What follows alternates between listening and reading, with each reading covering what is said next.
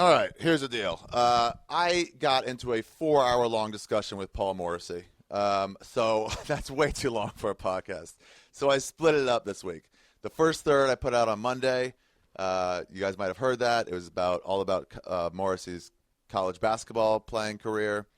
And the second third, or period if you're a hockey player, was all about him doing the sports for the local news.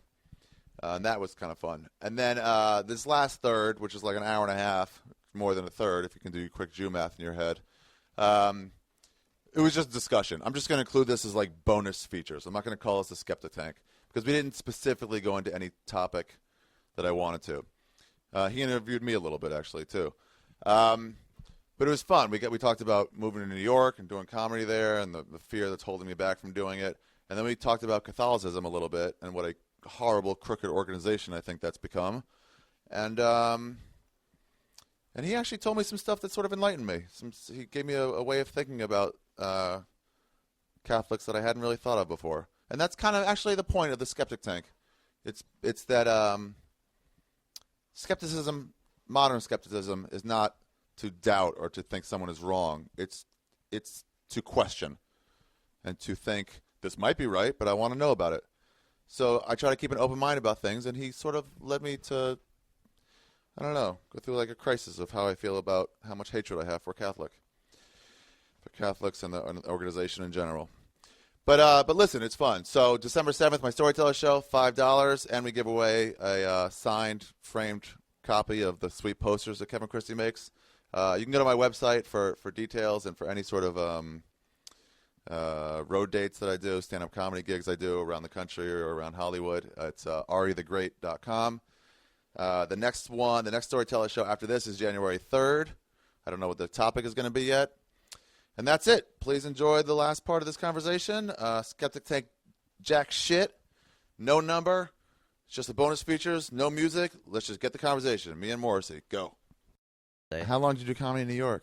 From 2001 to 2004. Okay. Man, I want to go do comedy there. You do. What? Haven't you done it before? I've done it before, but I mean like do it night after night. You want to move to New York? For a year or two. Yeah. It doesn't have to be forever. We're not in that time anymore. You leave this place? I'm waiting for them to kick me out. They keep threatening to tear this building down. They'd have to pay us $10,000 to leave. So we're all hostages for this $10,000. Oh, really? Yeah, we can't leave because if we leave, we get nothing. But they won't tell us when the actual day is. It's been 4 years. Oh, really? Yeah. So you're like, they ran out of funding, and then it was like, no, they're still doing, but they're still not renting any places that people move out from. They're not renting them because they don't have to pay people the $10,000. Oh yeah, I saw there's like an empty place right there. But there's no for sale sign up, for rent sign. Or are they just going to turn it into like a residence? Like a mall or something. Oh, okay. And like a few condos. They're going to go underground. They're going to have this whole complex with the other place, too. Okay. Yeah, so what will your step be, like, to New York? Like, what will you do there? Club comedy. You're just going to try to just do spots? Work out. I mean, I would call and get a commercial agent. Mm-hmm. That's the one thing that wouldn't be difficult at all, I don't think. Not cocky. I just have enough. I've done enough with it. You know, most agencies would just take me. But you were just talking about how you wouldn't have the confidence to do that. I think that you feel like most people wouldn't just say, I could go to New York. Like that's like tough. Like I remember when I moved there, like I was like, I know I'm gonna get loans. I'll wait around. I ended up moving in with like 2 other comics, but I had a buddy that like saved up $10,000. Yeah. And he's like, I won't have to work for like a year, and I'll just do comedy. And like 3 months later, he's like working at Planet Hollywood or something like that. Like New York, it will fucking kill you. Like at least LA, like the rent's a little bit more manageable, but like New York, it's like $20 to breathe. That's the problem. It's not the rent that's so much more expensive. You can find a place. My friends live in places, 2 bedrooms for $2,000. You can find 1 bedrooms for $1,500 or $1,800. Yeah, it's like double here. Right, but it's not crazy. But yeah, everything costs money. Mm-hmm. Like sodas all cost $3 instead of $1. Right. And somebody was saying, like, well, you don't have the car. And it's like, yeah, but you still have to take the subway everywhere. Yeah. You got to take subway and cabs. You just save on insurance. You don't have to get auto insurance. But I just want to know what that's like. People are like, is the winter going to suck? I'm like, yes, it is going to suck. I'm not trying to brag. I'm not one of those guys like, no, I love cold. I hate it. It would kill me. But it's like, I don't know. I just don't want to do that. I want to run from spot to spot and stumble home. I want to meet some chick at a fucking club in New York at the Cellar and fucking go home and fuck. I just want to do it all. I want to get a slice of pizza on the way home every night. He's romanticized. It is romanticized, but I fucking love it there. I love doing a week of comedy. I did 4 days this year, 4 or 5 days. I just try to get as many spots as I can, just fuck around and stumble around. No, it is great. Like I went to New York City literally for 1 day. Yeah. And I did an interview at Sirius XM in 3 spots. Yeah. Like that's 1 day. I did O&A last time I was there. Oh, I did the Ron and Fez show. That's nice. on the same channel. But that's like what I do a week here. I'll do like a podcast and a lot of that. It's only because you're only there for a short period of time, so you call ahead. Yeah. And you couldn't do that every day. But that's what you're thinking. Like, hey, too. It's like all right. I know that every club is random and every club has their own Mitzi who like decides yes or no whether you can get in. Mm-hmm. But it's like I know there's a couple clubs that are like you're not our taste. We don't like you at all. Mm-hmm. But I'll get into most of them. But you're developing your own kind of way of doing things. Like you're not on Chelsea lately. No, I'm not. And I can do this podcast from there, from anywhere. My first 3 were from there.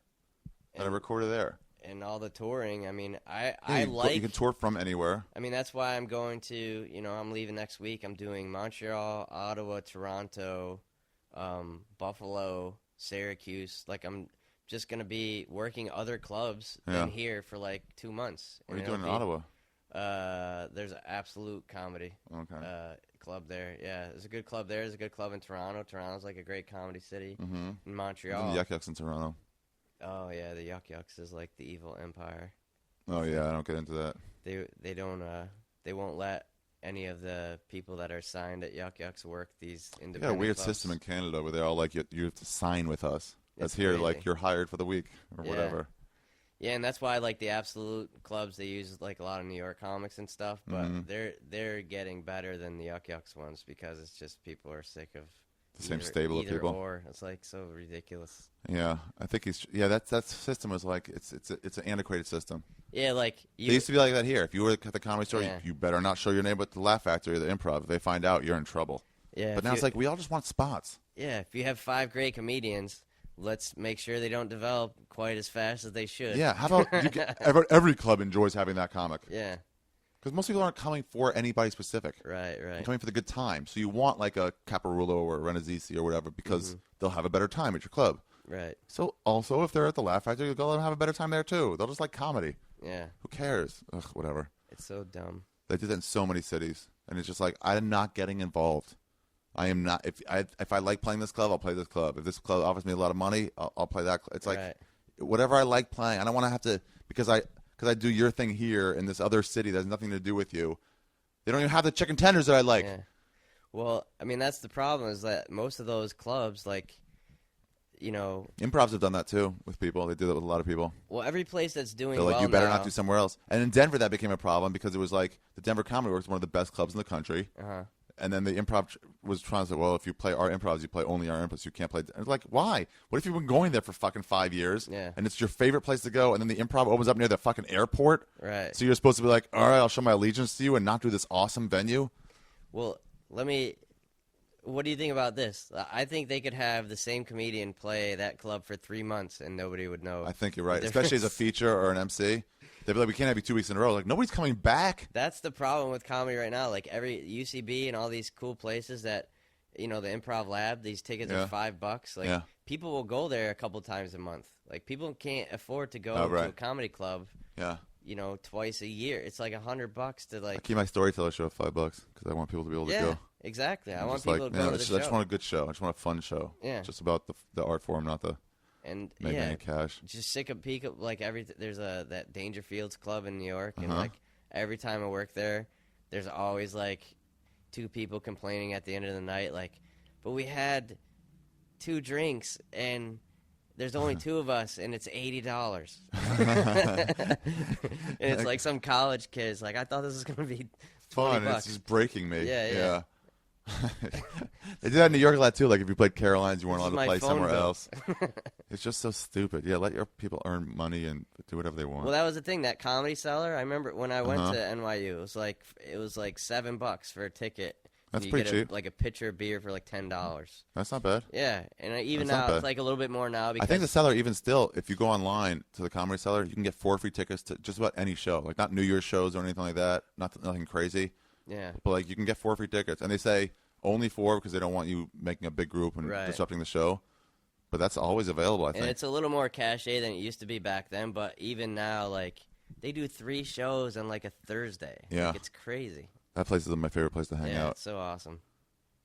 Did you used to perform there when you were there? No, that's the It's the thing. last stage I want to perform on, I think, that I know about that I haven't been on. Yeah, and I never done Caroline's either. I don't think Caroline's is okay. I did like this. It's a really small stage. I haven't done the new Gotham either. I did the old one. New Gotham's beautiful. And they have ex-cops or off-duty cops working it. So if there's somebody disrupting, it's not some 130-pound door guy who wants to be a comedian saying, can you please be quiet? I'm going to ask you again if you don't. It's some guy who grabs you and shoves you out. And then you can start doing your talking when you're in the hallway. What's the best club what's like one of the clubs you haven't worked at? Because I haven't done that Denver one. I haven't done Acme. The Comedy Works is one of the best clubs. I've heard Acme in Minnesota is amazing. Have not played there. The Denver Comedy Works is probably my favorite. Cap City in Austin. Yeah, I heard that Pretty one. amazing. The original room at the Comedy Store Yeah. is amazing. And I did that really like once. the DC Improv. Yeah, DC Improv is my favorite like road club. Mm-hmm. That was my first like road club that I started doing, only because I'm from there, and so John X would give me spots and stuff. Yeah. But they opened up a new club there too, Riot Act, which is like in a different part of town. Is that his club? It's his new club, yeah, Yeah. but it's like a beautiful fucking club, and it's right near where the Wizards play. No, the Bullets. I'm not calling them Wizards. I refuse to adjust. Yeah, that's a really nice one. But then it's like, but I haven't performed there yet. But Denver Comedy Works is it's probably my favorite. Yeah, it's like I'm still like having those like there's still clubs that I want to play, and then when I was in New York, they had that like the Comedy Cellar is the last stage that I really want to get on. Well, they had the ad up for Bill Burr doing Carnegie Hall. Yeah. I'm like, man, I'm really aiming low here. Like, He's doing Carnegie Hall, and I'm just trying to get up at I was that. like, I thought I kind of had high aspirations, and I've come a little bit in 10 years or whatever. It's like, oh, okay. I'm in New York hoping to get a spot at a coffee place. The stand-up New York has always been really cool with me.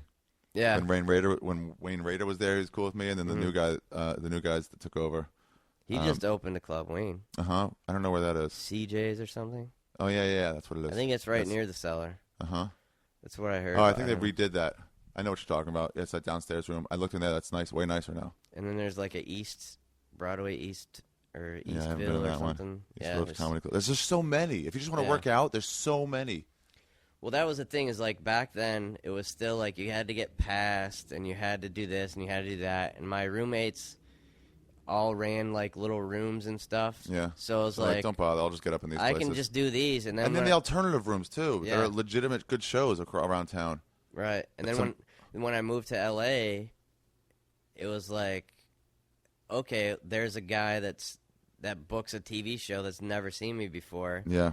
And so then you start doing these other things, and everyone's in New York. Like, they got their, like, Monday night spot at, New York Comedy Club. Yeah. And they're like, wait, I thought being a regular here was, like, the goal. And then, like, but you're doing TV. Yeah. And then they're like, how do you do that? And I was like, you got to keep. I don't know. How do you do what you're doing? Yeah. You got to focus on that. That was that whole thing of, like, the Bill Burr thing is like, well, he's setting his goal higher than me. Like, I asked him Dice once, and he asked me, like, every once in a while he's giving me really good advice, but out of the blue he was like, so what do you want to do? Like, what's your goal here? I'm like, I don't know. I mean, I like doing stand-up comedy. That was always, like, at some point I started reaching for, like, I want to be a star of some sitcom and stuff too. But I've always really base-wise, if I could just make a living doing stand-up, yeah, like, that's my base goal. The rest of that shit is on, cherry on top, or will help me be a better stand-up or get more gigs. yeah. If I'm on some sitcom. But or there's something. no focus on, like, I want to do a special or I want to do this TV show. But he was like, so how like what kind of places do you want to play? I was like, I don't know, I'd love to headline, like 300 seaters. And he's like, why not bigger? I was like, can't. I mean, what? I mean, I'm sure it was great. You did theaters, stadiums, but I can't do that. And he's like, why? Why can't you? Why would you say that? I don't. And then just walked away. Yeah. Like, of course you can. If you just put I mean, you might not get it, but right. You could. Well, I mean, try. Why not? Why not set your goals up high? It is that thing that's kind of crazy because I don't ever though. Who have you seen about that? I mean, in the last 2 or 3 years, you've seen like, I've seen Gaffigan, Tosh, like. What do you mean, blow up? Russell Peters, I mean, and for those guys even, it's got to be a surprise, right? That's why Russell's so cool with his money. Russell, whenever you're out to eat with him, he's always like, it was Paul's birthday 3 weeks ago, so I'll pay for all 20 of you. Right. Like just any excuse he can come up with. Because I think he just got it so suddenly, and he was like, "Oh, I'm a millionaire all of a sudden." Nobody begrudges him for his money. Yeah, and he's so cool, man. Like he's he's from cool. Toronto, and he's like, I used to do those same upstate New York shit gigs, and all of a sudden, like 50 million people that are Indian across the world know who he is. It's not just Indians. Yeah, you always say that with him. Oh, but the like original one was like some kid in India like just sent like 1 million people his clip, and everybody liked it. So, but honestly, it's not because his goals were set up that high. Right. He's just that Indian kid learned computers. And that was the thing, as I did Ferguson, and Russell was the guest. Oh wow, really? Yeah. So I got to like kind of meet him, and then he got me a hot dog in Montreal. That I was so hungry and drunk, and I had to stay. And they went, to eat, and I was like, "Fuck!" And he got me one and brought it back. Him and Kathleen Madigan. What's her name? Fuck, I can't remember her last name now. Kathleen Madigan? No, it's not Kathleen Madigan. Kathleen McGee. That's why. Oh yeah, okay. Yeah, and when he gave it, I was like, "Thank you so much." Like, I know this costs like $1 or something, but I need this so bad right now. Mm-hmm. He's a nice dude. That's all. Yeah, he's a super nice guy, man. He we did this show, because this is when I knew how big he was. Obviously, I knew he was kind of famous. And then and it was super nice to me on the TV show, because I was the comic, and he was just the guest. He goes, "I don't feel any pressure at all, man. It must be weird to have to do a set tonight." And I was like, "Yeah, it is." And so we did this show. It was like a charity for like Kevin Nealon's friend. And it was like, it was me hosting, and it was like, and I introduced Kevin Nealon, and I think that's going to be a big deal. Yeah. And then I was like, and Russell Peters will be out here. And then the place goes fucking bananas. And that's when you had your realization. Oh, okay. Everybody has their Russell moment where they realize. With me, I was walking outside of UFC. We were leaving. We were sitting there together. We had the Rogan tickets. And as we were leaving, I think it was Mandalay Bay or one of those, but everyone sort of corks into the same spot like from both angles, so it creates like a traffic jam. Getting out of a stadium. A lot of people. Right. And all these Asian people, like regular Asian people, like, "Dude, Russell Peters!" It was like a group of like 6 or 7 of them. And I was like, "What?" And they were like, "I can't believe, can we take a picture with you?" And he's like, "Sure, sure, sure." It's out of context. It's out of fucking UFC. And I was like, I didn't think anyone in America knew you. And I thought you were all supposed to be only Indian. Yeah. Like, these are straight American Chinese kids. Right. Who are huge fans of yours. Yeah. And you can't even, like, I remember it was like two or 3 years ago, it was like that thing in Toronto, like, he sold out the Air Canada Center during the Montreal Comedy Festival, Toronto Comedy Festival. But he sold it out twice. It was like 17,000 people twice in like 2 days or something. That's so big.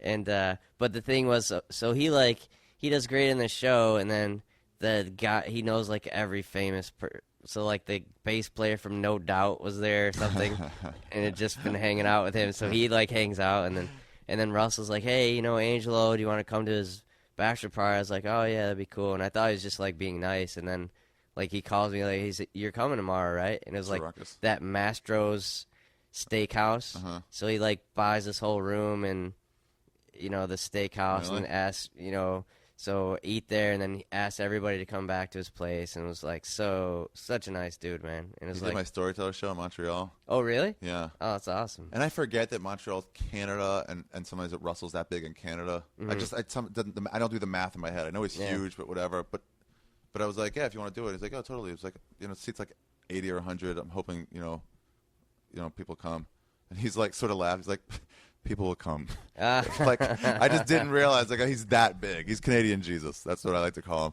But he was so goddamn funny. Yeah. Doing sex story jokes. Yeah. He's funny, and he does that. He used to be a DJ. Yeah. He's like really into DJing still. Yeah, so it's weird. Like he had that whole room in his house that was just like DJ stuff. Really? And he's like you could tell he really enjoyed it. I was like, oh, that's great that he's like. That's what he's a nerd about. This other thing, because if people get famous, they get into the big sign when you get famous or rich is like you get a zoo. That's always like the downfall. Like that, if you go to that Hearst Castle or like Michael Jackson or anybody that tries to like have a pet It's tiger, a zoo. That's the time. it's like There's some preview for a movie that I just saw about some couple that had a zoo. They took over a zoo. Might have been Will Ferrell in it or something. I don't know. But I'm like, isn't this the story of that Ohio guy that just released them all and committed suicide by lying? It's like the Playboy Mansion. All right, you got a zoo. Peacocks. You're losing it. It's over. You don't have a grasp on reality. You're absolutely right. That's the sign. Like you're not supposed to have a zoo. Right. You're a regular person. And you don't know how to take care of animals. So who has a zoo? Russell doesn't. No, but that's his version of the zoo. Is having the. Yeah. I'm just saying, like, for a famous person you can enjoy hockey, or DJing isn't a weird thing, or basketball or something. Like, guys, if you have a hoop in your backyard, that's not crazy. Like Gary Shandling has a basketball game in his house. Like that's really, yeah. That's not that crazy. If you have a bunch of llamas. Right. Like that's a little weirder. People are gonna notice that because you're not even worried about taking care of them. You just want to have a llama. That house that fell down on Laurel Canyon is still not built up. I'll have little lion cages. Oh really? You can still sort of see them. What would be your thing if you got like a bunch of crazy money? What would be your weird thing? Oh, like what do I have and like build in my house, like a bowling alley in the house or something? Yeah, that's so 80s though. Yeah, I wouldn't do that. It wouldn't be a bowling alley. Every time I hear like Eddie Murphy, I'm so lazy. I might just Eddie Murphy's got a bowling alley. It's like that's who cares? How often do you go bowling? Yeah, once a year. Well, doesn't Rogan have like that chamber or something? Doesn't he have like a? Oh yeah, he has one of those. Yeah, that's kind of out there, right? Yeah, that's a little out there. Yeah, that's a good one. That's a good out there one. Hyperbaric. No, that was a Michael Jackson thing, right? Oh yeah, hyperbaric chamber. I forget what they're called now, but we're so far off topic. I know, right? It was in like 35 minutes of the topic. I was just starting to think about how it's not that crazy to have a doctor like put you out like Michael Jackson. Yeah. If you had the money, you might do this is okay. Here's what I'm gonna do with this episode. I just realized because we've been off topic for like 30 minutes now. Okay. Like we had a nice, good long run of it. I was thinking of splitting these into two sometimes because I'm like if they go long. Because I know some people look at these like they look at YouTube clips where they're like 6 minutes. No, I'll watch the 40-second one. Right. But some of these. Like, I don't want people doing that. Like, 2 hours, I'm not going to listen to that. Or listen to only a few minutes. But some people like listening to it all the way through, especially if it has a flow. Like, we kept getting back into, like, how you developed this newscasting just making you edit. But then once we go out of that, it's like the last 30 minutes isn't, but it's still conversation. Yeah. So let's just separate it from the rest. Is it more comedy-based? Well, that was the thing, like, when you're talking to Neil's, like, what do we talk about? Do we talk about I thought I sports? told you what we were talk about. Oh, yeah. I guess it could have been about about all those weird foods. Yeah. I like the sports stuff. Well, I like I'm helping you figure out your career right now. I almost convinced you to move to New York. It's in me, so it's just because I'm lazy, and that's the reason. If I had a lot of money, I might just stay here in this apartment. Or it's like it's not lazy because if you get thrown out of here, that might force you to make a decision. Yeah, that would because I'm like I got to move anyway. And the whole thing is, it's not forever. You can move to New York for a summer or something. Yeah. It's not. If I really am there for 6 months and I don't get into any clubs, it's like all right, mission failure. Couldn't say goodbye to all this. Fine. I want to move from here anyway. I've been here for so long. I'm bored with it now. I'm bored with it. Girls come over here. They're like, Ari, it looks like you live in a frat house. Like mismatched couches. And I'm like, yeah, I got to move with your time. You could probably leave it in the apartment next door and they wouldn't notice. He's crazy. He already moved out. He went nuts. He started seeing red people. I think he was on some Klonopin or something. He started seeing the red people all around that weren't there. And they dragged them off to the loony bin. And then he came back in and broke into a bunch of apartments. You'd miss the next season of Sean Kemp's Kids, too. I think this is it for us. I think we're breaking up after this. I think they're going to a draft. We're like the Yankees. They got to break us up. Yeah. I was going to get more and more, I think, with all this stuff. I think they're breaking them up. Plus, we were all gone this year. Yeah. Last year was our year, and we got upset in the championship game. That was too quick of a turnaround. We needed this year. We were all still. Yeah, we need to have fucking more time because we're all still so hurt by that. This year, none of us were in town for like. Yeah. I don't know if any of us made games. more than half the games. Yeah. You played 3. I probably played 4 or 5. Yeah. As bad as I've ever played was this year. I've lost my confidence. Same sort of thing. Because you were around more last year and you got me worked in more, so I was good for 4 points a game with no bet. But now it's like I'm not even looking to shoot ever. Made some foul shots last night. I made 1 out of 2 foul shots. I can make a foul shot, but like, God, I'm so out of shape. Well, this isn't gonna help. What? Having a bad knee. Oh no. Oh, luckily, yeah, I have an excuse. Maybe I'll just be the coach for the playoff game. All right, I'll refocus. So you're asking if you're going to break these up, or if you should? I'm sort of thinking out loud, but I think like for something like this, it's easier to break up because we had the conversation about. Yeah. We fleshed out that whole thing. Last thing was about comedy mostly, probably. Yeah. So then it's like I'll just add that as an extra thing for Thursday. But I shouldn't be talking about it because that's what they'll see what'll happen. So whatever. Are you going to Hermosa? Did you get a call, or what do they do? I didn't check my phone. What time would you have to leave if you go there? Like a long time ago? 6:30. Yeah, I think I did. Hey, can you pause it real quick? Yeah, sure. I can pause it. That's a great thing about this thing. Oh, and there it goes. Unpause. It's been like 45 minutes though that we've been gone. That's what everyone listening to this just experienced was a leap through time. A meandering. Yeah. But we were talking about, all right, well, whatever. We decided to split this up into 2 podcasts, so let's just keep talking though for a minute because we're just interesting. What were you saying about do you mind talking about this stuff at all? Yeah. You don't want? Okay. All right. Well, we won't talk about what it's we were talking about getting you to move to New York. Yeah, okay, we can go back to that. Such a doofus. Nobody cares anymore. Do you really want to do it? Do you really want to move, do you think? I don't want to move. I want to have moved. I want to just be there. Right. If I could do a snap and everything else, or even pay like $150 or $500, just have everything moved to a new apartment in New York, yeah, I would already be there. Yeah, that's so hard. I would do it just for, if you told me, like, hey, there's a job here for 2 months, I would do it like in a heartbeat. Oh, yeah. Absolutely. Any job that works in New York, I was like, oh. I was so close to getting this commercial that's playing now. It's this guy, I think it's T-Mobile or something like that. And it was it's shot in New York. And there was this guy saying, like, Bob, why don't you do this? Margaret, check your Facebook. Tom, do whatever. And there's one guy by the water cooler, and it's supposed to be me. And they're like, yeah, they're still telling the client they wanted you to do it. And then they're like, but it shoots in New York. And I called ahead for some spots. I was so excited that I was like, the night I land, I won't have to shoot, so I can just go to the Comedy Cellar or just go somewhere, go to stand-up. I was just so excited, and then I didn't get it. But it was like, I was more disappointed just not being able to go to New York. Right. I love it there, man. I love falafel.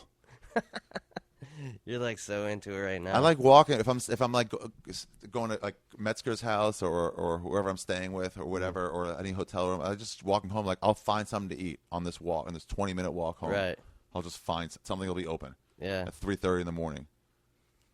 Yeah, well, my buddy has those restaurants there, so I'd love to like just go, so I'd be able to check all those out. And, and finally eat a lot of the shitty food that I haven't tried yet.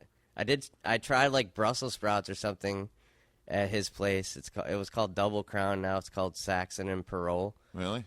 It's on like Bleecker and Bowery, and they had like these like some kind of weird Brussels sprouts, like caramelized Brussels sprouts. Really? And it was awesome. I love Brussels sprouts. Yeah. And I'd never had them before. Oh, they're great. So. They're an underrated vegetable. Yeah. I crush them with like spices. They have these steamables. You keep in the freezer. You can pop them, bag and all, into the microwave, cook them for 5 minutes, or whatever it is. Is it better than that Nutter Butter Shake from last night? Did you have that? No. Oh, it was so good. It was so good. At Fat Burger now, they got a peanut butter shake made with real Nutter butter, and there's a few pieces of Nutter butter still left in there. You can suck through the straw. Oh, it was awesome. You don't eat milkshakes either? No, I have milkshakes. There was a dude like you in Montreal, and he was doing some documentary about him trying new foods. And Hannibal Buress took him out. I couldn't work out at the time. I was going to give him a pot brownie. Oh. And I was like, yeah, I'll have you eat something, but I'll have you eat something. Let's just do this. Yeah, that would be funny. Check in with you in an hour and a half. I've tried enough brownies. Like any kind of desserts, I will try. You will try? Yeah. Dessert, anything with sugar in it, probably I'm fine. But anything that's like green or smells funny. I heard a study that or my ex actually, Ashley, said that your taste buds when you're little are super undeveloped, so you can just crush sugar all day long because you just need it because you have these undeveloped taste buds. And then as you get older, you start enjoying things like coleslaw or like stuff you never had any taste for at all before, and you don't need sugar nearly as much because your taste buds have become more mature. Yeah, I don't know. Well, that's what I'm thinking, that maybe something you didn't like back then. Each decade goes, I'll like. Because it's green. It's a good reason you're not gonna. It's just so stupid. I'll have It's just a color. It's a hue. That's all that is. It doesn't mean it's gross. It's also a similar color to mold. It's a tree. It looks like grass. I don't know. It's just. I guess not an idiot. You're just super, No, I have dysfunctional. ridiculous food habits. So that's so weird that you're in such svelte shape, having weird food habits. How do you maintain your barrel-like body? Well, I'm. That's the thing when you're like playing basketball 5 hours a day. That's why you watch like Hard Knocks. It's so funny because they'll talk about how great a shape all those football players are in, and then they'll order like 15 pizzas, and it's just like they can have like a pizza each just because they've been working out like 9 so they hours can just that crush day. everything. Yeah, I don't know. I'm talking about Renazisi this podcast so much, but we did a commercial with Tiger Woods, in Orlando, and he just eats nonstop. He's just always eating small meals, just because he works out so much. right. I guess he's probably just fucking chicks. I guess that was his main. No, he looking seemed back. like a guy that was trying to like had some kind of system in order. I mean, that's the thing is like, I don't know. My approach now is like, I mean, it's like the Sylvester Stallone Copland rule. Yeah, that's your. He's like, yeah, I don't mind having an extra 15 or 20 pounds, you know. Everyone at the diner knows my name. That's not the worst life in the world. All right, but I don't think the vegetables is what's stopping you. putting the weight on. Yeah, it's probably the Triscuits. Somebody explained to me that once. It was like I couldn't figure out why this vegan I knew from jiu-jitsu was like chubby. I was like, he's vegan though. Yeah. And they're like, Doritos are vegan. You eat those all day long. Yeah. It's not healthy at all. Were you super skinny in high school, or were you like Skinny in high school. I remember when my Edgar was just talking to me about this. But my friends could see my heart beating when we play like shirts and skins for football. You could see my heart beating through my chest. And Ed Edgar has those now, just from malnourishment, I guess, with him. But I was like 16 or 17. there's no muscle tone? None at all. But then in college, I got fat. When I got back from Israel, I got fat. That'll do it. Because I also went to Yeshiva University, which is like an anti-ghetto. It's like 2 blocks of nice, where all the Jews are, surrounded by just Spanish Harlem. Oh, so right, it's like, yeah. so you don't walk very far at all. So you did go to school in New York then? For a year, but it wasn't New York. It was 185th in Amsterdam, and we stayed the fuck out there the whole time. I took like 3 trips into the city. Oh, okay. It was That's just like such a near sheltered. Columbia, right? Way past Columbia. Oh, okay. Columbia's right in the border of like acceptable, like you can walk around feeling safe if you're like a rich person. If you're poor, if you're trash, then yeah, you feel safe. Why'd you only go there a year? Because I lost my faith there, and I was going to an Orthodox Jewish college, Yeshiva University. So since I didn't have any faith, there's really no reason to pay all that extra money. You lost faith in your math skills? Nope. I just don't think I do accounting like a real Jew, and I have to go somewhere else. No, I just lost my faith in God. I'd rather study So I just switched to Maryland. English. Yeah. Why do I start at 1 p.m. every day and have to study all Gemara in the morning? Shit I didn't even care about. I had to lock my doors when I stayed there on Saturdays in the dorms. I had to lock my door, piss in a thermos, keep that in a mini fridge, along with cookies or anything else. But the point is also, there's only a block or 2 that you totally had to walk. So I just got real sedentary, and I just would eat. We had a canteen right downstairs, just eat cookies and chips. Yeah. Yeah. And I got fat. So wait, where did you transfer? Because my I school. transferred to Maryland, University of Maryland. Oh, okay. Because at Binghamton University, I think is like 50% Jewish. So that's when Really? the first time I got all the Jewish holidays off. There's a Jewish dining hall called the Kosher Kitchen. Really? Yeah. At Maryland, we had a lot of Jews, but they didn't have the kosher kitchen. They did have a Hillel you could go to on campus for kosher meals, but they had I lost my train of thought. I completely lost what we were talking about. What kind of food they had at the Maryland? Oh yeah, we had a Hebrew class once. I was faking it and saying I had no expertise in Hebrew. And I had to try to make some mistakes. Like, what would their mistakes be here? Right. I try to like misshape letters. It'd be like if I'm talking to you right now, and then I knew almost all the words, and I'd be like, but I don't know the word for what's that thing that closes by the that you can look outside through? Window. Oh yeah. Okay, cool. And so, just mess up randomly on stuff you would definitely know. I'd have to do that. But the teacher asked us, like, how many of you guys are going home for Passover? And then everyone raised their hand. He goes, please don't lie to me. I want to know if I should have class or not. Please. And we all just still raised our hand. He was like, fine, no class. So then, what was that explanation when you went to just transferred schools? Did you say? What do you mean explanation? To whom? Like, did you tell your family like Yeah, you lost faith? I had to come out to my parents. I came out of the closet, out of the religion closet. I told my parents I didn't believe in God, and I was wanting to switch to Maryland. That. Or maybe the switch came later. I'm not positive, but it was like there was no sense of going there, wasting the money anymore. Mm-hmm. It was like I thought about it. I have no belief inside me. I struggled with it for a little bit just to make sure. My friends would try to get me because they were so aghast by it. My friend David Mark was like, fine, if you don't believe, go take the tour right now and throw it on the floor. Which is like, if you do that, you're supposed to fast for like a month if you see it drop on the floor. Oh, really? And I'm like, I'm not going to desecrate your shit. I don't hate God. I just don't believe in it. But then the decision was made on saving your parents' money, so maybe you were still Maybe Jewish I was just point. trying to respect the faith. Fuck you, Irishman. I love Jewish jokes. I love stupid shit. Racial jokes, too, in general. I'm always like, none of us clearly care at all.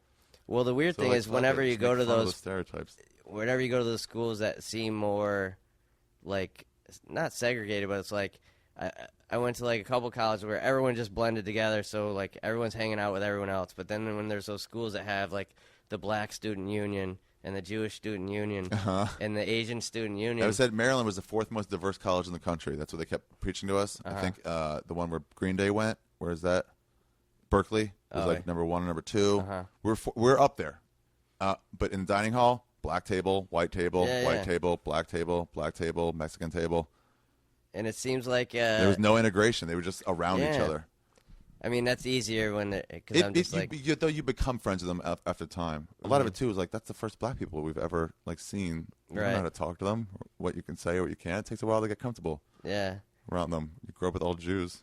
Well, my town was it was almost all white. There was 2 black guys in the whole town. Yeah, but the one guy was the chief of police, and the other guy was the mayor. So, like, black people run this town, pretty much. All right, now I guess we'll say our goodbyes. Yeah, did we figure out your faith? Is that now? Oh yeah, I don't have any. It's not inside me. So then, what was your? Did they transfer any credits? Transferred a few credits because the English classes transferred. Mm-hmm. I think I lost a little bit, so it took me 4.5 total years to graduate. I'm still clinging to that like it's some sort of accomplishment. Mm-hmm. I used to have to tell people when I said 4.5 that I wasn't slow, so I have to give an explanation every fucking time. But I don't care. Who cares if I graduated 80 years ago and 4.5 years before? Anyway, whatever. So most of them transferred, but not all of them. But so you still felt like school wasn't like a waste of time? Because I know a lot of people say, well, with comedy you can't, but I still feel college was like a big. Wait, they say what? With comedy you can't what? Like you can't. There's no use to go to college if you know you want to do comedy. Well, here's the thing. One, I didn't know. Right. I knew it's something I wanted to try at some point once. Mm-hmm. But no, I didn't know that's what I wanted to do for a living. But 2, it's like I could use those years back. It would have been way better for my career to start at 20 instead of 25, and get decent at 25 instead of 30, you know, just bearable at a certain age where you're still a commodity. But like besides that, being the negative, it's like I'm so much better at like looking at my world. Yeah, around me, perspective because you've my way of things. critical thinking is just way more refined. Yeah, because I have to do that about, you know, Joseph Conrad or whoever it is. It's like, well, yeah, I can do that about whoever's the idiot next door to me is. Right. Yeah, like it just helps. It helps. But it'd be nice to, I don't know, have those years back. What do you mean years? Like, but just start years younger. Yeah. Like, get on with it already. Well, when did you start? When you're? I started at 25. Yeah, I started at 26, and I always felt like I was behind. Yeah, the people that come right out of college and it's like, yeah, there's more. Once you get, it takes you a few years before you're not horrible. Mm-hmm. And when that happens, it's like, yeah, you're just like, or you're like, now you're 25. Mm-hmm. And then it's like, that's great. It'd be great. It'd be way more bookable. We need a funny comic who looks like they're still in high school. I can't do it anymore. Right. I'm just out of that gig. Well, when you look at like Chappelle's like not even 40 and he's been doing comedy like for 25 years. Exactly. It's like you already had that much under your belt and you're fucking my age now. Like, yeah, he always seems like he should be 55 by now because he's been around for so long. But there is a bit of burnout in there. It's like, man, it is like being. Like, no, how did Chappelle ever burn out? I don't know anything he's ever done weird. And but it's like the teenage tennis female tennis player that like they play, Capriati, drugs start early. Yeah. 14 to 20, and then you're 14 done. times your professional year, then you go to rehab from 21 to 24. You try to make a comeback. Hey, do me a favor. Let's right now because I'm going to need this for later. Let's just record us saying goodbye after the first podcast ends. Okay. It's like, all right, thank you, everybody. Hey, thanks for listening, everybody. That's Paul Morrissey. Okay. And that's Ari. Okay, goodbye. Okay, now we can. I'll cut that and put that at the end of the first episode. Okay. And I guess I'll probably just leave it in there too. What else? So yeah, I don't believe in any of that junk. I believe if there's a just God, that he wouldn't make it easier for someone who was raised Irish Catholic to find a necessary belief in God. You have to believe that Jesus died for your sins in order to get into heaven. Without that, you won't go. I think he wouldn't make it way easier for you to come to that decision than for it would be to me. Well, I believe that... unless he's an unjust God, and then now I'm listening. Well, I believe all the religious basketball organizations, the JCC. The JCC, I was a member. The Nazarene Basketball Festival of Life that I played in. Do you go to church or anything? Do you believe in any of that junk? I was Catholic. Well, I'm still Catholic, I guess. Or, yeah, because do you ever not become whatever you are? Would you ever still not be Jewish? If I went back to religion? No, I'm saying now you still consider yourself Jewish, right? Racially Jewish. Ethnically. Whatever you want to say, but no, not religiously. But Jewish is a little weird that way. Yeah. It's a weird one. No, you can't be Catholic anymore, man. I can't be? No. That would make me they're feel... an organization that covers up and promotes pedophiles. Well, here's the thing is I take the good parts of whatever I need from the upbringing though. Like say the YMCA. Yeah. It's not because it was like a Christian organization, but it was because I really liked what it does for people. Okay, but you can take the YMCA, mm-hmm. you can take those other things, and you can become a different kind of Christian. Right. Become a Protestant. Well, no, I don't even. You should stop saying you're Catholic. It's an embarrassment now. I usually say I'm raised Catholic, but I still consider myself. You shouldn't be that anymore. Okay. You should say I'm raised Catholic, but they've just done too much to be too horrible. Like I can't be part of their organization anymore. Right. So now I'm non-denominational or Protestant. But do you? Not agnostic. Because it is really funny that Anglican. How different all the California Catholic people are than East Coast. Yeah. They cover up pedophiles. They transfer them to other places and let them do it again. Yeah. I'm against that. Yeah. Yeah. So it's like, let's say Obama, let's say you're for his policies, but he rapes once a week. Right. You'd be like, well, he's still helping fucking foreign policy really well. No, I don't know. You'd be like, I can't stand up for the raping thing. Well, that's what I'm saying. That's actually not a crazy leap because that's what the Catholic priests were doing. I didn't realize that. It's like I was trying to go ridiculous. But obviously, if they said these people are doing it and these people are doing it, I wouldn't go to their churches. Yeah. So it's like, but the head of your church covered up those things and let it happen right. more. As an organization, obviously there's tons of stuff. You have to be out of that organization. There's tons of stuff that you Don't agree with. Be a Baptist. But I don't. What else can you be? Let's figure on something, man. You can't be Catholic anymore. You're too cool. Right now, that means you're supporting it. If you stay in it now, you're supporting it. Is it? Yes, 100%. Sure? Yeah. If you're in the guy who fucking headed up the Paterno's thing, but his I lawyer that was that head of that council. I didn't vote he's for like, the I'm Pope. out. No, you didn't vote for him, but you're like, he's my main guy. What if I just like Notre Dame? You can still like Notre Dame. You can still like Notre Dame. You have to be something other than Catholic. You can't do it. How could you do it? How can you still be a Catholic? I didn't do anything. You just forced this on me. But how can you still say at this point that you want to be part of that organization? That's so weird. What do they have to offer you over the other Christian I've gone to different churches, but yeah, I don't know. I'm not feeling as identifiable to a certain. I don't know. Christianity. Yeah. It's just I have my own set of beliefs and use them accordingly. I don't necessarily. Yeah, so just say you're Christian from now on. Okay. I'm so mad at Catholics. I don't think there's any reason you should still be one. Oh, all right. Sorry. No, it's okay. Unless you're for that stuff. No, then no. Okay, that seems like it's the right organization. But that's what I'm saying is it seems like a big leap to me to make me responsible. What do you mean? For your own everything that words the church has done. No, you're not responsible, but you have to get out. Okay. You have to get out. I don't feel like I'm in right now. Well, just don't say you're Catholic anymore. You asked me what Christian. I was raised or what I was or what. Well, that's the thing. I don't even know. You're going to think about it next time somebody asks you. No, but I got married in the Catholic Church and I'm divorced, so I don't think they would consider me Catholic, would they? Not a good Catholic. I'm not sure. And they think that would be worse than if you were a head of a flock of people and you took one of those young children and took him to the back and pulled his pants down and stuck your rock-hard cock into his asshole, just ripped it apart. But that somehow they're still considered Catholics, betraying that child's fucking youth and innocence. But you shouldn't get divorced. How can you say you're a part of that organization? I did. You have got to never ever say again that you're Catholic. Oh my God, it's horrible. Well, I know that you obviously came to your own moment of clarity. So, and I'm still working towards mine, I guess, but with mine, it was like, oh, I don't believe in this, in God in general. You can be a different kind of Christian. You can still be into Jesus, just not Catholic version. Yeah, I don't think anybody who still believes in something is 100% sure of all the rules. You know what I mean? Yeah. And that's kind of where I'm at. But do you not like it because I still have hope?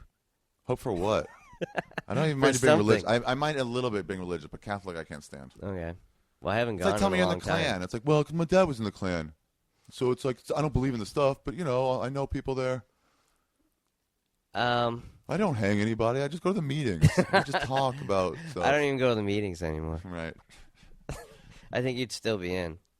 In what, the Klan? If you didn't go to the meetings. I think if you were ever associated with it at all, it's hard to get out of. Yeah, sort of.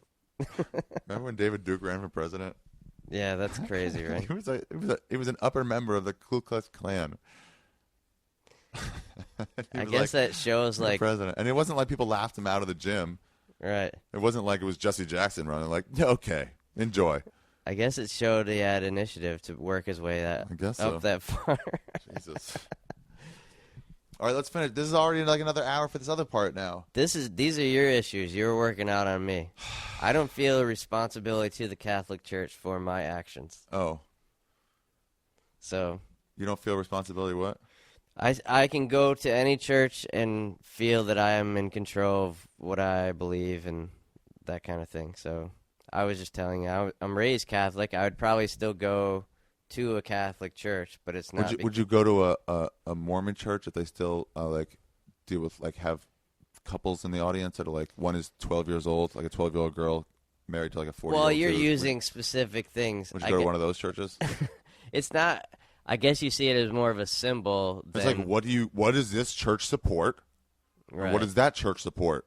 The church you were raised supports fucking boys and girls too. Obviously, I'm against that, Ari. Okay.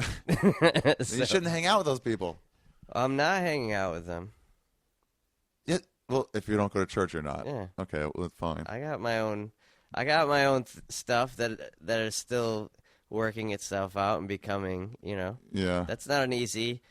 Usually men take their whole lives to kind of sort that stuff out. The first thing you should concentrate on is until you decide that there's no God, until you finally get to that where you're like, sure, like it's all completely ridiculous. Until you get there, switch Christians. That should be your first goal, is to find a Christian that's not super evil. Forget around the year 1000. Things like that, like current things that are happening, even the last couple hundred years. Mm-hmm. The Crusades, just drop that out. That was all right. It was a bad time for everybody. Okay. So you can stay Christian, but there's another kind of Christian that's not going to be that bad. All right, just for you. Anglican? Isn't Anglican okay? Is that even a thing? I don't think so. You know more about it than me. Like Lutheran? I said, I didn't read anything. Lutheran and Calvinist, I think, are on the road to Mormonism, on the road to the crazies. They're the out there groups. But I think Protestants pretty much the same shit. Yeah. I mean, all the basic stuff. Jesus died for your sins. You probably know much more about this than me. Because I just... You ever hear Jimmy Dore's joke about religion? One of the best jokes of all time. Probably, yeah. You open for him a lot, huh? Uh-huh. He's such a good I comic. used to work with him. But he goes, you ask people what religion they are, they say Catholic. And they're like, oh, why are you Catholic? It's like, oh, because my parents were Catholic. They're like, most people I know wouldn't let their parents pick out a pair of pants for them. And you're letting them choose your God? That seems a lot harsher. It is. It's well, that's what I mean is you definitely you were forced to make that decision much earlier than most people. Yeah, I guess so. So that must have been a tough thing to go through. Or did you feel free? Free. Yeah, it was pretty, not just free, but just having those thoughts of like, oh, everything is different than the way I was raised to think it is. Mm-hmm. There are options out there, and there's like, I can rethink everything ever imagined. Yeah. I can think about it again and decide, do I believe this? Maybe. Yes. No. Maybe some things I will. Yeah. Well, I mean, I let you do your rant, but I mean, in all seriousness, that obviously I'm not, if there's any part of the church that did that, I'm obviously against it. But the reason that you go to church and you have faith in things is kind of to bring, I don't know. So I guess my point is like there's a lot of people that are good people and help you, and it probably goes back to the Penn State and Binghamton University thing, whereas like, people that are in positions of power in any organization. But you like little things, that's what you get. So under your analogy, it's totally a good analogy, but then it would be like, I could donate money to Hamas. Because even though they're a terrorist organization, I'm not donating money they also to anybody. build hospitals and schools on occasion. So that's the part you really want to stick to or really want to believe in. No, I'm just saying, Get out of fucking Catholic. The people that I'm associated with in my church growing up were all good people, and they all need to get out too. A lot of the organizations, they're getting a bad rap. Yeah, I mean, you're talking about people in Europe, man. Europe, the Vatican. Uh-huh. But that's what my stance is. If I was, I think that's a leap for you, and for me to not know enough about. Like I said, you're more versed in this. I just know my place growing up, and obviously even the people. I mean, these guys are from other countries, a lot of these priests and stuff, and they know. A lot of the rapists are other countries, too. Some of the rapists are here, though, too. The weird thing is, no matter where the Catholic Church goes, the rapists go. Mm-hmm. Anyway, you were talking about the organization. It's not the organization. It's whatever works for your life. Obviously, you're talking about church, general church. Right. So go to a non-Catholic church. Well, I go to the church that I grew up at. That's the one. Oh, I get it. Well, that's an issue, actually, that I can think about. Because that is something where you're like, it fills me with like It's warmth. not like I search out and like, there's a church, there's a Catholic church, there's this church. It's like. That's an issue. You know what, though? No, I get it, because that gives you a feeling of like, oh, this feels right. No, I mean. I grew up here. The problem is, like, it's like, let's just say you grew up with your brother and you want to be friends with your brother, but if he starts molesting children, it's a bad example, but like if he starts doing something really bad, you're like, well, I can't hang out with you anymore, man. But that's not an easy thing because no, it's not easy at all. It's way harder. There's tons of like every Catholic I know that has common sense and a voice is extremely like, what the holy shit, like that really happened, and that just makes you feel. So I guess my point isn't like blaming the entire church, even though. It's fallible. It's the people who are running the church. Right. It's not like you have a few rapists that come out of the church. Absolutely. So it's like they're the people who are in charge. I'm trying. Well, it's like a crooked government. It's a crooked government. You have to overthrow that government. To me, like that my church is built around the people that I grew up with, so that's why it feels like it feels like it's an individual thing to me, even though obviously you follow certain rules and there's there's all those rules. Like somebody gets divorced, it doesn't mean that they don't exist or they're not. You know what I mean? Yeah. Like all these kind of crazy rules and no contraception or anything crazy. Oh yeah. They finally went against that. They finally changed that's what I mean. It's like that. I don't keep up on that because those aren't the official rules that I follow. I just no contraception, but that's part of their group too. That's what they say also. I'll just disagree with that part of it. That just for me, like they don't say contraception. No. I'm saying that the little like one of the rules is listen to your pope, right? I don't Whatever he think says so. goes. Is it? I don't know. That one I don't know. I don't really. What? Why is there a pope? I'm talking to the wrong guy about this, aren't I? Yeah. I'm talking to completely It the was wrong always guy. more of a common sense approach to me, you know. Uh-oh. Ari's Googling Holocaust. There's a quote I want to read to you. Happy Thanksgiving. Happy Thanksgiving. Thanksgiving will be over. What did it say on the outside? No, it's not First Came First Socialist. Holocaust quotes. Oh, maybe it's on photos. Yeah, I get what you're saying. That is hard. And I'm not saying I'm not saying you're not right to feel that way. I just know that obviously if I felt I was supporting something directly that you know what I mean? Yeah. Like you're not I giving money to them. I don't feel connected to it now. It does suck because I can way more easily say, just like I said, it's not a just God wouldn't make it easier for you to find heaven than for me through faith in Jesus. And it's like, it's a lot easier for me to show in the Catholic Church than someone who grew up in it.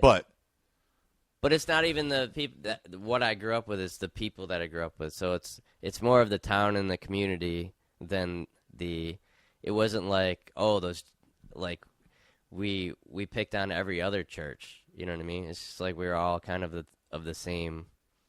It wasn't a dividing thing growing up where I grew up, I guess.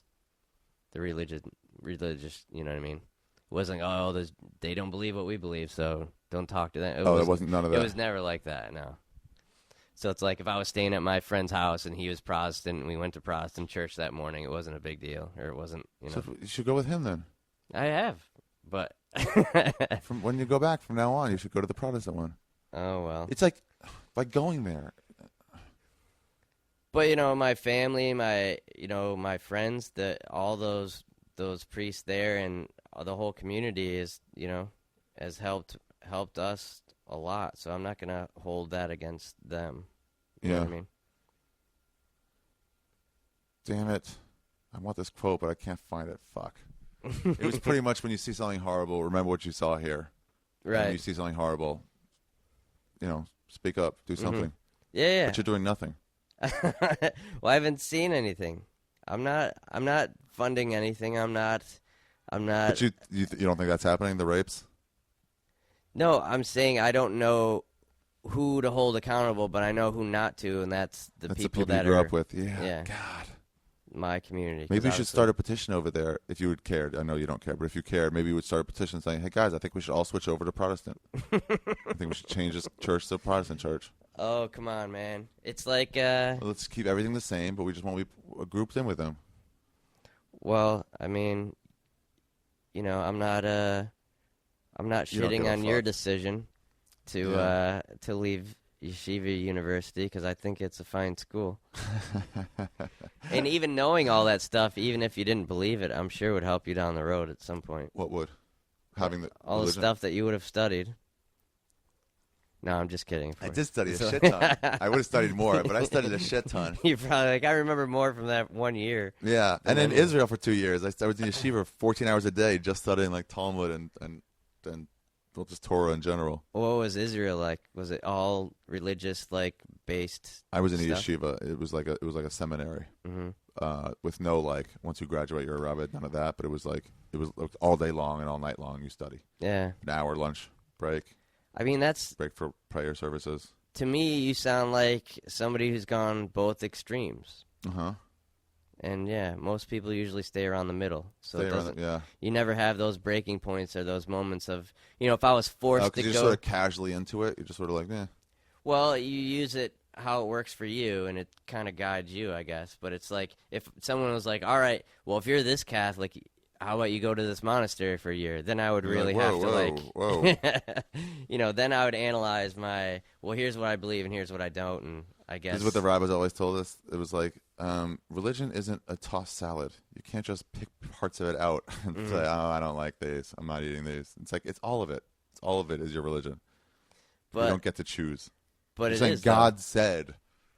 God told me to do this, but wearing the condoms too hard. But it's like, I don't know. For this discussion, the easiest way would be to say, Like we all kind of have our own ways. Well, I guess you don't, but I mean, What? most of the people that I know that spirituality or the religious stuff works for them is they've kind of come to it on their own terms, and they're not basing it on what the Catholic Church is telling them to do, or it's not. It's just based sort of on, embarrassing to be part of that now. Like all those people who graduated from Penn State, they're like, I don't want anybody knowing this week, right? Because they're associated with something there. It's like they're all embarrassed to be a part of it. Yeah.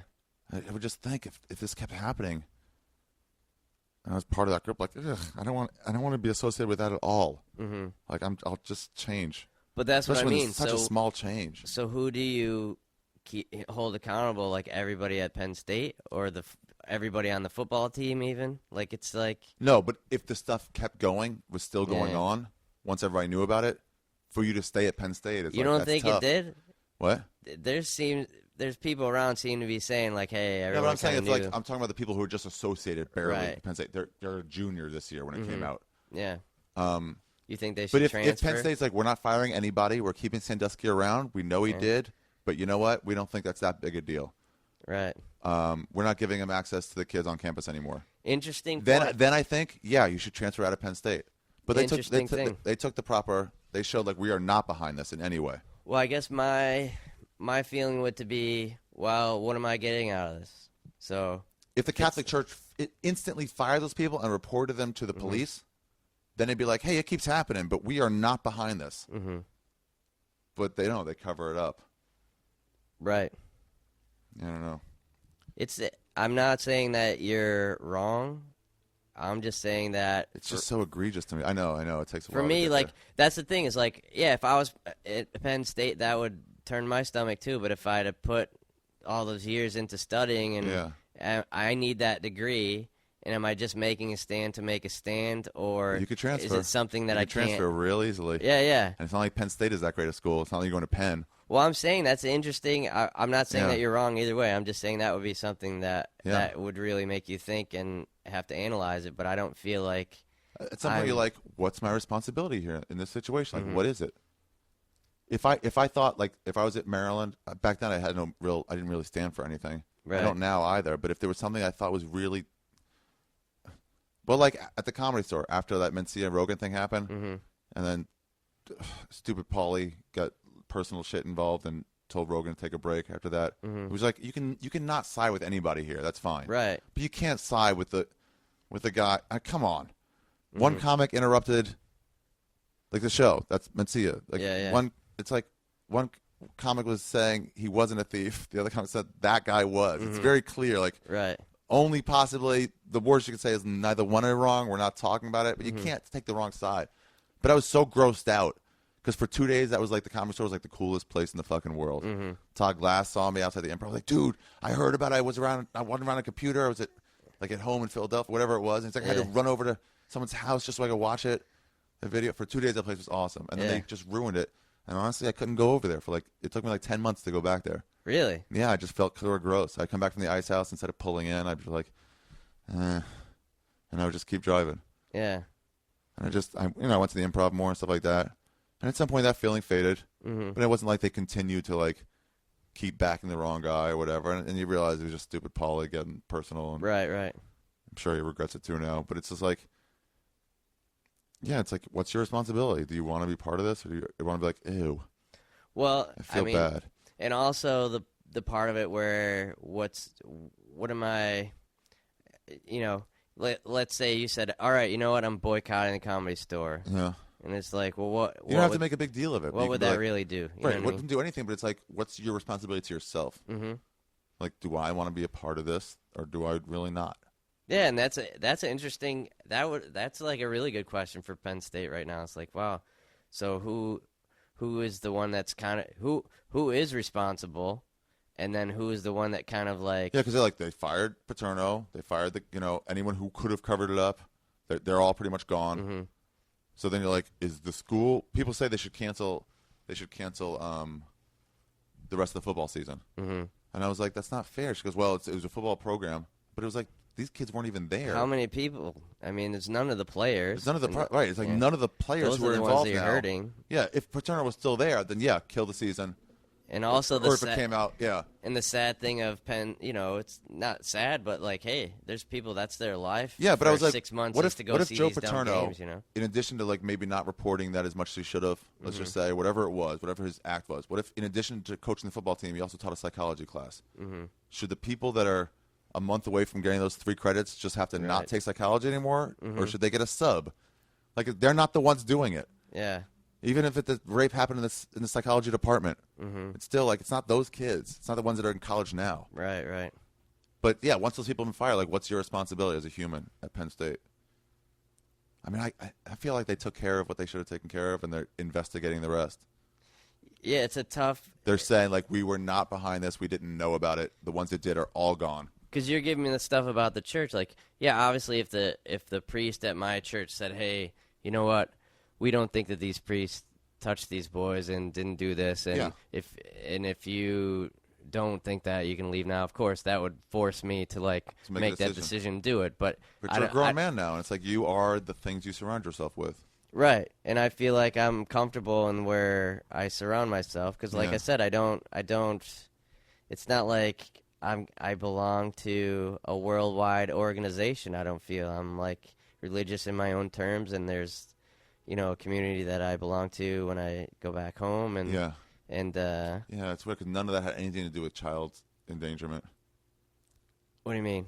Your church at home, your priest. I'm sure. No. I mean, almost all of them, nothing bad was happening. Right. Yours is not like different. Yours is the regular one. Yeah, I mean, that's how most of your churches. I mean, the whole point of that would be. But that fills you with good feelings. You like. And it's on my terms. That's what I'm saying. It's not like. But it's like that they're part of a bigger group. I don't know. It's weird. But 3 different times we've seen, so far, like there's somebody that has this amount of power, and these people that just can't just go along with shit. Yeah. And people do. It's a human thing, and so ultimately, who's responsible, or what is your responsibility? It's a boycott of Greyhound if they wouldn't let black people in the front. Yeah. So they're all like, well, we're done until you change the policy. We're done with your place. That happened? Yeah. Oh, really? Yeah. It's a boycott of Greyhound bus lines. Yeah, that's what I mean, you came to that point in your life where you had to make that decision, or you felt like you needed that, and I haven't been there, and I'm really comfortable where I'm at because I don't feel like I owe anything, or I don't have any rules making me feel guilty about anything. So now we just stop saying you're Catholic then.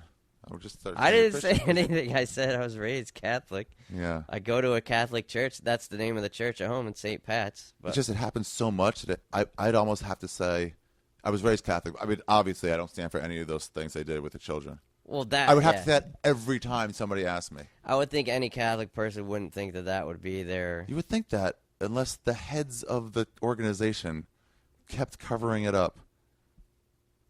I'm not disagreeing. Kept enabling it. But I'm just saying, like, I'm not blaming you for it. When I say that, I'm amazed at how they could have done that. How could they have done that? Well, I feel like you're putting me in a position where I'm not trying to. I'm just imagining them. Well, I feel like I'm backpedaling, but I really don't feel any responsibility. I don't feel anybody from my church has anything to do with it. Is it because you're barely associated with the idea of Catholicism? Probably. I just feel like it's more a religious, spiritual thing. Yeah. Which nobody has. The only equivalent the Jews have to like different types of Jews is they have like Sephardic and Ashkenazi, and there's like the Middle Eastern Jews and the I guess Eastern European Jews. Right. And there's a few different customs, but there's no real organization that controls them all, so it's not really totally apt. Yeah, and it's of course the reason that we left England. You know what I mean? Like. Oh yeah, religious freedom. Yeah. So it's like the fact that even. It's run by an organization that's in Europe is kind of funny, don't you? Yeah, it is. Yeah, it is. It's a good point. It's very un-American. Yeah. Yeah, I wasn't trying to put any pressure on you. I just kept imagining, as I'm saying it, I'm imagining how terrible it was that the actual heads of the church would cover up and let it happen more. Like, what are they doing? Like, what? Well, they're just trying to protect their own? I get that emotion. I get the, like, hey, he's a priest like us. Let's help him. Of course, you're not surprised because people are basically just concerned with making sure that that's not what that organization is. Like Penn State doesn't want to be the school that your kids get molested at. You No, know what I mean? but they're going to be the Letterman jokes for not yet. In like a year, they're going to be the Letterman jokes for like a long time. So that's what I mean. So if it was up to them, maybe they told nobody that this happened, and they just took care of this quietly. Like, you know what I mean? Yeah. You wouldn't blame them for trying to do that, right? But handle it. Yeah, that's what I'm saying. What Get if they rid of those handled people. it? But they said Joe Paterno's just old, and this assistant coach wanted to retire, and They'd have to go to the police too. yeah. I would expect them to go to police. And But you'd understand why they're like, hey, yeah, I get why they would we do want to that. handle this, but we don't want anyone yeah. else to know about it. I understand now why they would try to do it. But I but think it's so the wrong. But I would hold an academic like just someone who works at Penn State in the what is it, faculty, right. whose job that is. I don't hold them to the same standard I would, not just a priest, but like a priest.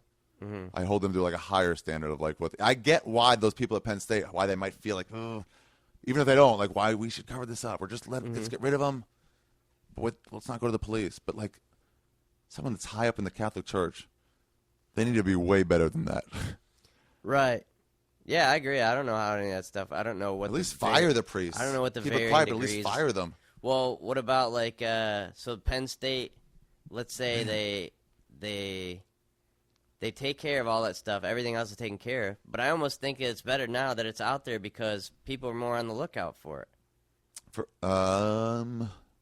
I think it's helpful, and I think you can gain help from it. You can like say, oh, at least some parts of it are good. People are looking, but that's not. You don't like take it. Do you don't think in the next 6 months there's going to be child a molesters handful now of coaches that were like, hey, this guy was doing the same thing the Penn State guy was? I bet there will in be. the 90s. I think there's Well, going at to be a ton. Syracuse. That happened at Syracuse immediately afterwards. Yeah, I'm sure there's going to be a couple of false. Yeah. Who knows? Everybody thinks that one's false, huh? Well, I'm not sure. That's pretty much the feeling. I heard everyone's against. I only heard that I can't. But I do feel like there's going to be people either step forward that this happened or. Or you know what might help too? There might be a coach about to rape and then say, you know what, maybe this isn't a foolproof. I got to case this joint first a little better. Maybe we'll make individual showers in this locker room. Save that one starfish, not all of them. Let's go eat. Are you hungry? Yeah, we covered everything, man. Yeah. It's a good Now conversation. that I wasn't trying to attack you at all. As I was saying, I was realizing how it was making me mad. Well, no, not about you. You came. I mean, that's a huge deal in your life that you came to that place very early, and you're like, all right, I have to make this decision because the rest of my life is based on studying this. So, I was a virgin until I was 23. So that's like I said, extremes. Yeah. And now I'm just so removed from any sort of even relationships. It's like anybody goes out with me knows it's like it's what we're gonna go out, we're gonna have sex here or there, we're gonna enjoy each other's company, and that's it. Virgin and porn stars. Yeah. either way, you need to find the middle somewhere, Ari. Maybe. Yeah, maybe. Be right in the I middle. had the middle too. I had just regular girlfriends. I just got bored. Have a good amount of faith. Have a good amount of sex. Have a good amount of. Just blend in. That's what Paul Morrissey's message is. Just be average. Stay in the middle. Don't rock the boat. It makes me sound like I didn't make any decisions. Yeah, it's weird. I had a crisis of faith where I had to really think about what I believed, but it wasn't like I never really thought of like I'm against this thing that the Jewish, like the head of this Jewish organization is doing, or I never had to consider any of that stuff. No, I totally feel like what's Troy Conrad like? I think he's the one that was raised like a religious fanatic. Yeah. And like now, obviously, he feels like his duty to go kind of the other way, and what all about that was wrong, and that kind of stuff. Like I understand that part if you're raised, but I don't feel like. Yeah, it took me a while. So even at 20, like at 20, I guess that's how old I was when I guess realized I didn't believe in any of it. Mm-hmm. I honestly feel too like I felt then that if I could go to heaven after you die, if there are like a pearly gates, and he's like, "What's up? Why'd you like stop doing all that?" I'd be like, "Oh, well, you didn't put a belief inside me. You forgot to drop me with one of those belief bombs, so I was just malfunctioning because you didn't fix me right. But yeah, I was pretty much a good person though, right?" And he'd be like, "Oh, yeah, that's fine. Oh, if you didn't believe, yeah, sure, that's cool. Come on in." Well, I feel like That only happened once. It was actually one of those basketball tournaments. It was like and one of those weird religious ones, and they had like a halftime thing, and like who wants to not go to hell or something like that. And of course, I raised my hand, and then the guy said afterwards, like, "Oh, you want to be saved?" I was like, "No, you just asked me if I didn't want to go to hell." Like, I didn't know this was like a marketing. You're like, whoa, you're making a leap. You're trying to like make me buy something here. Don't put words in my mouth, officer. So from then on, I kind of was like, okay, I'll kind of, take what I need from religion. Make it the that part, because there's going to be a lot of shysters involved, of course, because people are just looking for, Oh yeah. When I was waiting at Maryland, I was transferring there, and I had to go to transfer orientation. Mm-hmm. It was a little easier than like freshman orientation. And I'm waiting there for my friend to pick me up. We're going to play golf. That roommate I eventually had. And this guy came by. I was just sitting in the quad. It was just beautiful, like September, early September, late August or something. And he was like, "Hey, man, you new here?" And I was like older kid a little bit, probably like 3 or 4 years older than me. Mm-hmm. And I was like, "Oh, yeah, I'm just starting." He goes, "Oh, but this awesome club. You should come hang out." And I was like, "Oh, I don't go clubbing. Like, I'm not a dancer." He goes, "Oh, it's not that kind of club, man. We just sit around and talk about the Lord." And I was like, "Oh," and he quoted me something from, and I cannot remember what it was now, but it was from the Book of Prophets. Mm-hmm. And he misquoted it. And if I hadn't just studied it like 3 months before, like I had just gotten through reading it, I wouldn't have caught him on it. But it was like, it was like somewhere to prove that Jesus had suffered or something. And I was like, that's not the sentence at all. Mm-hmm. But just in order to get me like, yeah, I should be into Jesus. I don't know what my point was, but he was trying to like win he was you trying over. to proselytize me in. Yeah. Yeah. That's the whole thing is, the church was like, "Hey, if you want to play in this basketball team with us, you got to go to church 2 times." I was like, "Well, I'm not going to your I'm not church." going to do that. So I'll play basketball. But even early on, I knew like counter offer. No, but I'll still play under my new rules if I won't go to church and I won't say "fuck God" during games. Yeah, it got you upset. Just me saying that got you like, whoa. It was just funny because you're at the. It's funny. For the longest time, I was agnostic. I see that fire. I was agnostic. Where I was like, well, I just don't have the belief. So it's like, I don't know. I wish I could believe. I wish I believed, but I just don't have it in me. Mm-hmm.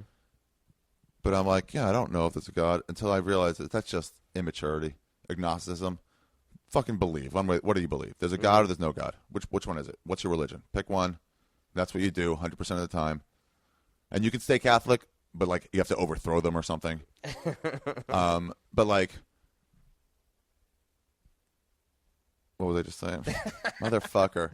Oh yeah, but that's all it is. You have to be mature. Either don't believe, and I don't at all. To me, it's like those stories are all ridiculous. Right. They're clearly just fables and stories. And anything you believe more than that is like you're reaching. Well, that's what I mean is that you take what you can from. But some things are beyond explanation. Maybe bears talk in the woods.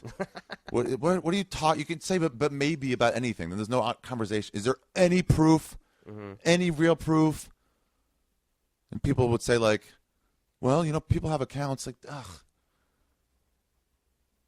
Anyone who says people have accounts of real religious experiences, right. I will say that there is this quote in this book, I forgot what it is, like mistakes we make while we're thinking, like humans make. It's like the instances of fairy sightings, percentage-wise, in the United States, like people to total percentage of fairy sightings in like the 1700s were identical percentage-wise to the instances of UFO sightings in like the 1960s.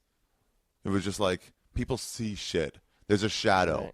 And they try to throw in whatever they want to throw in. So I'm sure you had a great experience. Well, the one psychic I went to, he really knew stuff. Well, guess what? I don't believe you at all. How about those guys are good at what they did? Well, I mean, you're obviously feeling. I saw this one comedian. He just made up everything right on the spot. Well, no, I just want to sound like that. You got shysted. Ari is still looking for answers, I feel. I don't think I am anymore. I think I've clearly found them. Where I'm like, oh, how obvious. But you're still thinking about it. You still feel like it's shoved down my throat at all costs in this country. Well, that's and I'm sure the other extremes. countries. That's what I'm saying is like you need to not. Of course, when you're pushed so to extremes, you're gonna react in everyone telling me like, oh, you need a child. That'll help. Fuck you. No, I don't. I'm sure if you're happy with your kid, great. but you look like you're having a bummer of a time. Are you all right, man? I don't want to be upset. I get fired up once in a while.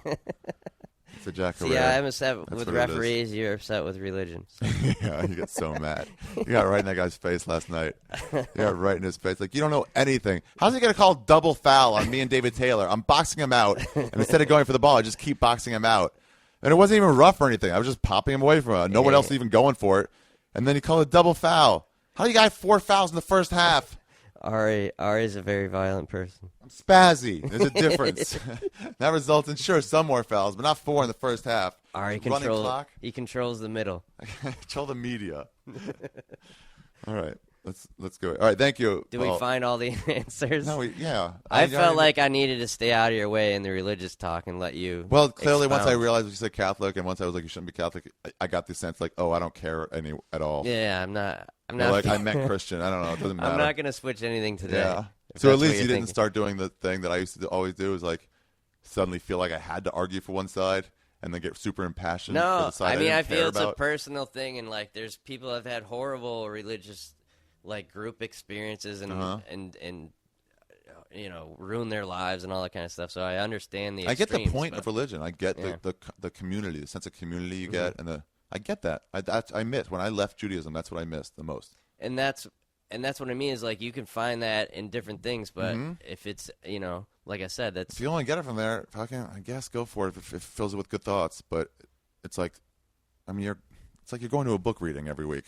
They're reading Aesop's fables to you. It's that thing of remember when comedy and you started to get you're a few years in and you start getting like, oh, that guy's a hack, or you shouldn't like him, or blah blah blah. And if somebody's like, oh, I love Gallagher, he makes me so happy, and you get mad, and at then them. You're like, what is stupid? What's wrong with you? I'm very tolerant of that. And then it's like, no, that person's enjoying something. Don't Why do you need to shit on their parade? Because they have to shove it down our throats. If they were like, that's I true. love Gallagher. That's and true. Everywhere they went, they'd be like, have you seen? Listen, come here, just popping headphones on people. Like, you gotta hear Gallagher. When they do say this guy's the greatest one ever. If I had to follow you up in an elevator because I saw a yarmulke on your head that said, I don't like Gallagher, and I followed you up in an elevator and said, do you accept the Gallagher as the greatest comedian of all time? Which is the most equivalent I can make to the experience of having some lady follow me up in an elevator and say, do you accept the Lord Jesus Christ as your Savior? Right. If I had those people around with Gallagher, then I'd say, yes, fuck you for liking Gallagher.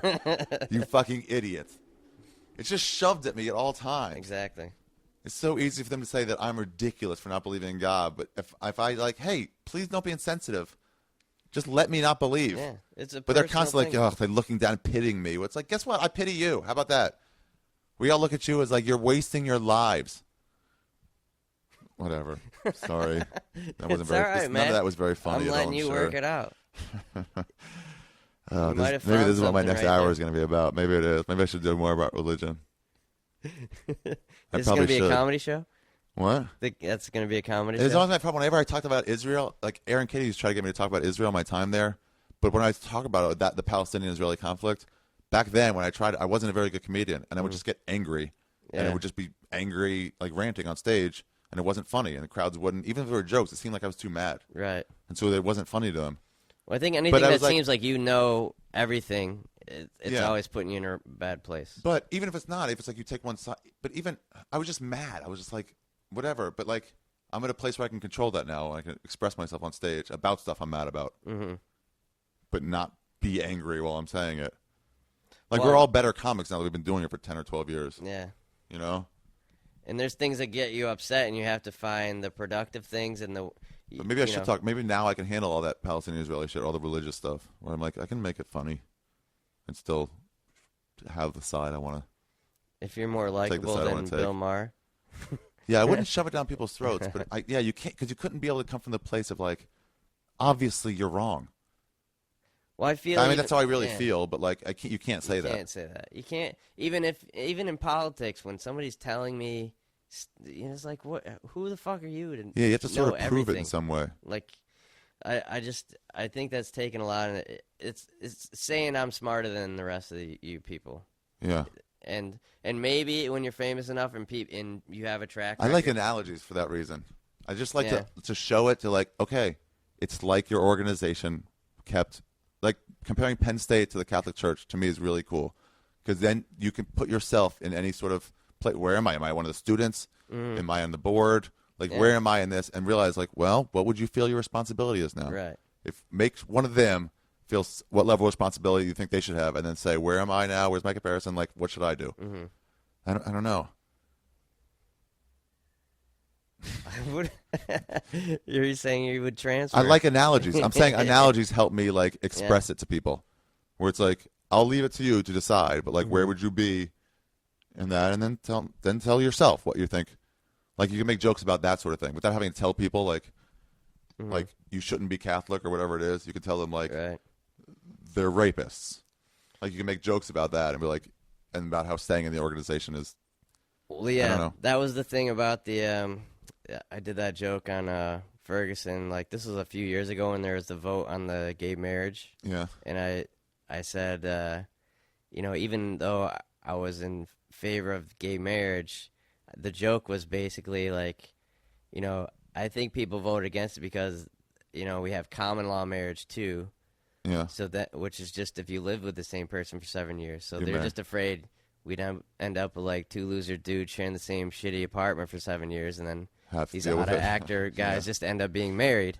And it was like a funny joke, but then it's like, oh, it is ridiculous that we're not, that we're not accepting gay marriage. Yeah. But it wasn't like a forceful way to do it, but it was just like that's how silly this is. That was one of my first bits that I really liked doing. Is I did a bit about gay marriage and how it should be legalized. And the only time I got it is I was at the Comedy Store patio on Sunset after the gays were allowed to get married here for a while, for a few months. Right. And then the Mormons came and ran an ad campaign, and then they're like, all right, we'll put it to a vote. Took it away from like a judge saying yes, put it to a vote of the people, and the people voted it down. Yeah. And I'm like, so not only didn't you have a right, you had the right revoked. It's like a way worse way to go. Yeah. And they were marching down Sunset. All the gays were marching down Sunset. And I just really felt bad for them. I was like, yeah, I get it. You should be able to. You guys are all clearly gay. Right. You're like, there's different types of gays, but there's the queen that it's like clearly effeminate gay. And you're like, if you want to live with another guy like that, right? Who's telling you what to wait for a woman? That's ridiculous. And that was, and I just felt bad for them. And then it was like, write a joke to express how they should be able to get married. But when you do it in the South, they don't come from the place. Like I remember doing it in Tennessee once, and they don't come from the place of like, obviously this should be allowed, like they do in L.A. They come from a place of like, no, this shouldn't be allowed. Right. So then you have to really just justify all your like points. Yeah. But you can still make your points. Yeah, and that was that joke was like, not only, there's tons of ridiculous marriage laws. Yeah, you just have to add to that joke. Yeah. Of like, common law marriage is ridiculous. It's ridiculous that just because you live with someone, you should be married to them. Is that any crazier than two gay guys getting married? Like, that's you good. know what I mean? That's good. I like that. Just because you didn't get a full-time job, and can't afford your own apartment, you get to be in the sacrament of marriage or whatever it is. Like, what a gift. That's funny, actually, when you do it that way, when you do the comparison that way.